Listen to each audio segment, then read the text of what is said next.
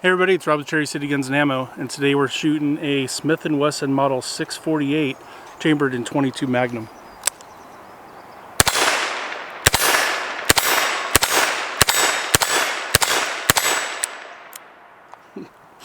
Stick around.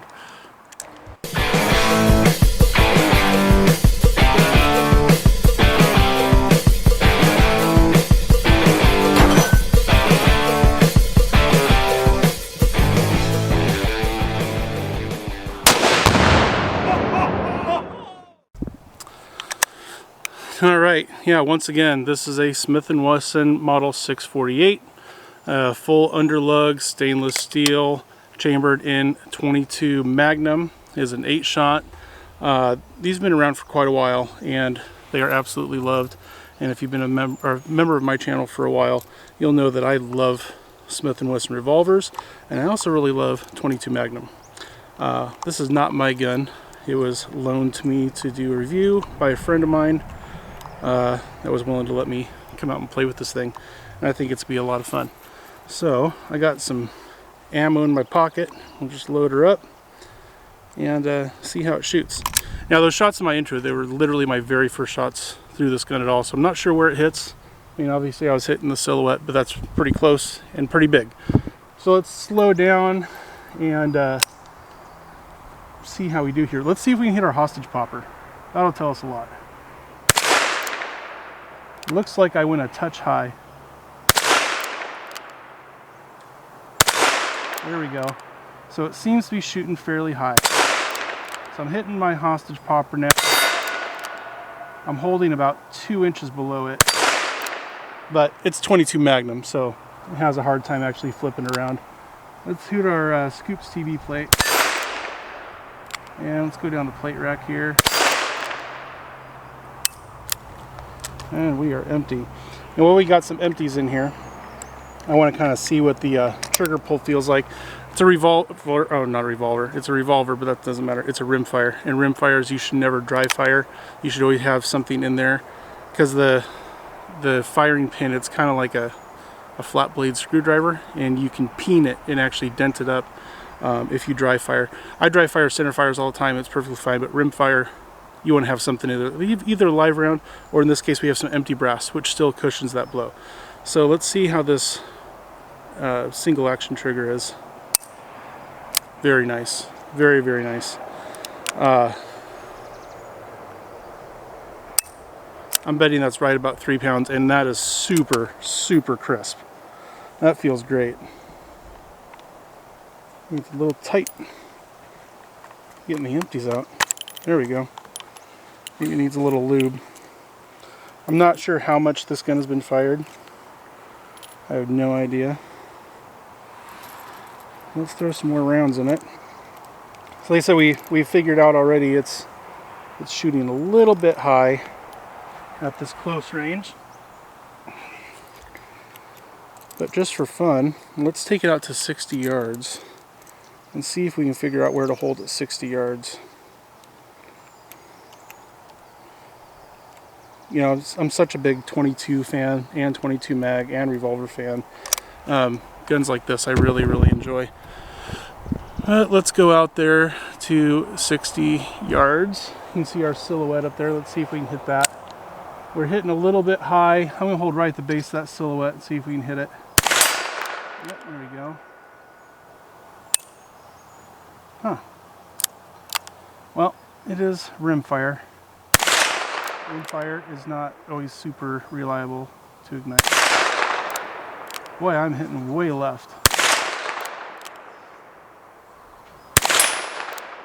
I think we're hitting kind of left edge. I'm barely hitting on the left side. I'm going to hold the bottom right corner. There we go. So I think it hits just a little high and a little left. Once I can kind of figure out where to hold, I'll just do a little Kentucky windage and just adjust my hold. Being that it's not my gun, I'm not going to go messing with the sights at all. As long as I can have an idea of where to hold, I can do all right. So we figure out where to hold at 60. Let's see if we can figure out where to hold at 100. I'm going to be one round short of a full cylinder here, which is fine. I've got more. I just don't want to go back to the table and get more. So we're going to zoom all the way out here to 100.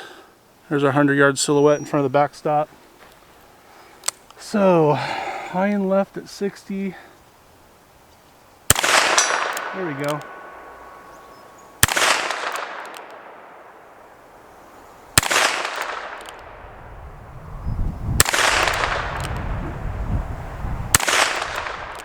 We hit it on the first shot.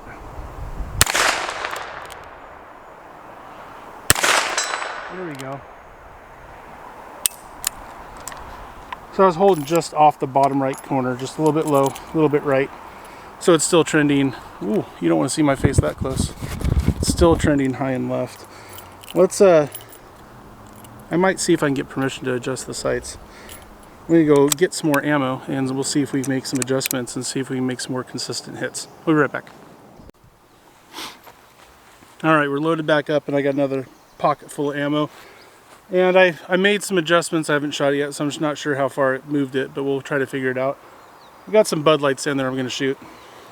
Not because I care about the whole Bud Light controversy. I stopped drinking Bud Light a long time ago just because it's crappy beer.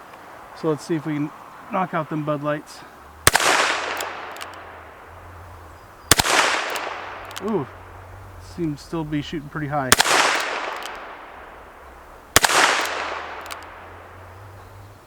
Wow. I have no idea where I'm hitting. Let me shoot the silhouette here. I'm gonna hit the silhouette. I don't know where. Not seeing any dirt kick up. There we go. Okay, so it's still hitting just a touch high. And just a touch left. So those two I hit, I was holding the right edge. So it still is shooting left. Not as bad as it was. Now ejecting these brass, I'm getting what seems like a bunch of unburnt powder. Then again, 22 Magnum, for the most part, it's really meant to be fired out of a rifle. So I'm not too surprised that we're getting some unburnt powder here. And I think that's why we're kind of jamming up and having a little bit tough extraction, is because there's some unburnt powder in that cylinder. And then your brass expands when you shoot, and then it all gets stuck. Alright, so we're still hitting a little bit left, so we can take out those last three. And still high, I forgot to aim low. There we go. Low right, low right. Nope, not enough, low right.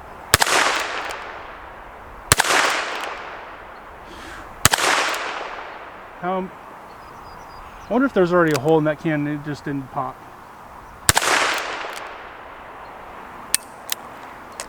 Okay, I gotta go investigate that.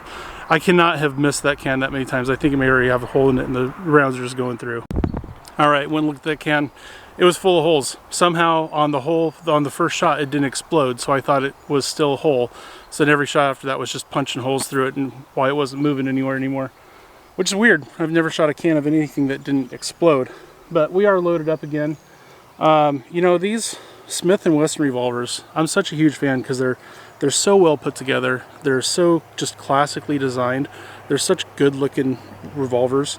And I really like shooting a revolver. I really enjoy it a lot. And for one, you don't have to pick up brass. You dump the brass right in your hand. You know, I've got a pocket of live ammo, a pocket of empties, and I have no mess to clean up when I'm done shooting. But also you can just do a lot more accurate shooting, especially once you get your sights dialed in, which, you know, these still aren't, but it's not my gun and I haven't shot it before. So these definitely could be dialed in. I have no doubt you could do some really precise shooting. But just for fun, because I like a challenge and I'm crazy. Let's go out to 100 yards again. I'm still going to have to hold low right because it is still hitting high left. Just not as much as it was. Alright, let's see. There we go. Missed that one. That was high.